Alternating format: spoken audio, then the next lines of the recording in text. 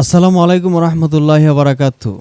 বন্ধুরা দেখতে পাচ্ছেন একটি অনলাইন নিউজ এটিএম বিডি 24। কীরকম একটি মিথ্যা নিউজ তারা তৈরি করে ফেসবুকে ছড়াচ্ছে। আমরা আসুন এটিএম বিডি 24 এর নিউজটি পড়ি।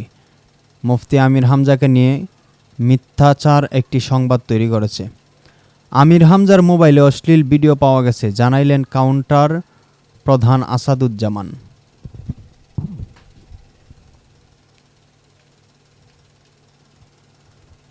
এরপর আপনারা দেখেন এখানে কি লেখছে তারা।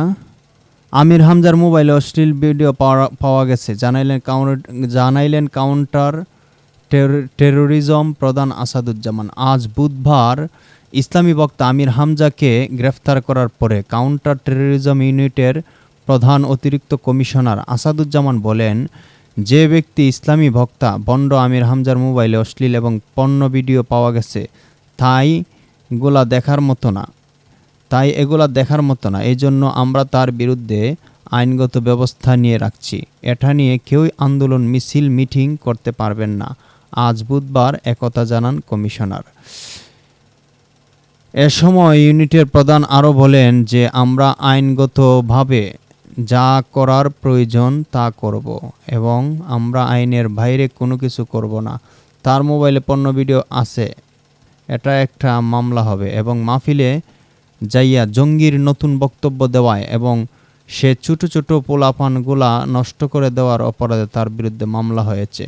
আলোচিত ইসলামী বক্তা মুফতি আমির হামজাকে গ্রেফতার করেছে কাউন্টার টেরোরিজম ইউনিটের একটি টিম। সোমবার 24 মে সন্ধ্যায় কুষ্টিয়ায় অভিযান চালিয়ে তাকে গ্রেফতার করা হয় বলে কাউন্টার টেরোরিজম ইউনিটের প্রধান অতিরিক্ত কমিশনার আসাদুজ্জামান নিশ্চিত করেছেন। ওয়াজের মাধ্যমে ধর্মের অপব্যাখ্যা ও উগ্রবাদ ছড়ানোর অভিযোগে তাকে গ্রেফতার করা হয়েছে বলে জানান তিনি। কাউন্টার টেরোরিজম ইউনিটের প্রধান জানান, আমির হামজার বিরুদ্ধে কাউন্টার টেরোরিজম ইউনিটে তদন্তকারী একটি মামলা রয়েছে। সেই মামলায় তথ্য প্রমাণের ভিত্তিতে তাকে আজ কুষ্টিয়াতে গ্রেফতার করা হয়। তার বিরুদ্ধে আইনানুগ ব্যবস্থা প্রক্রিয়াধীন। তাকে সিটিটিসি কার্যালয়ে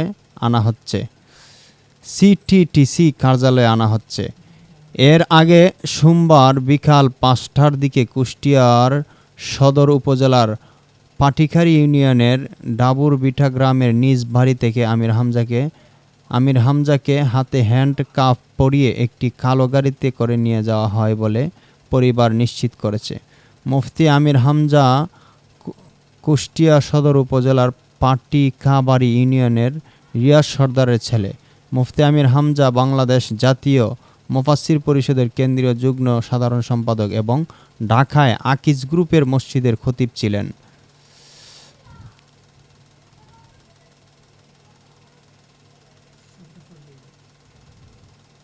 তো সম্মানিত দর্শক, এই যে একটি নিউজ অনলাইনে মুফতি আমির হামজার মোবাইলে অশ্লীল ভিডিও পাওয়া গেছে, এটা আমার সম্ভাবনা 100% মিথ্যা হতে পারে, কারণ এখনও কোনো জাতীয় পত্রিকায় আসে নাই। অনলাইনে একটি নিউজে আসছে। তো এই নিউজটার লিঙ্কটা আপনাদের ডিসক্রিপশনে দেব, আপনারা দেখবেন। এবং এরকম একটি অনলাইন নিউজ পত্রিকা কি করে একজন মুফতি আমির হামজার বিরুদ্ধে এরকম মিথ্যাচারমূলক নিউজ তৈরি করে, তাদের বিরুদ্ধে ব্যবস্থা নেওয়া অবশ্যই আমাদের দরকার।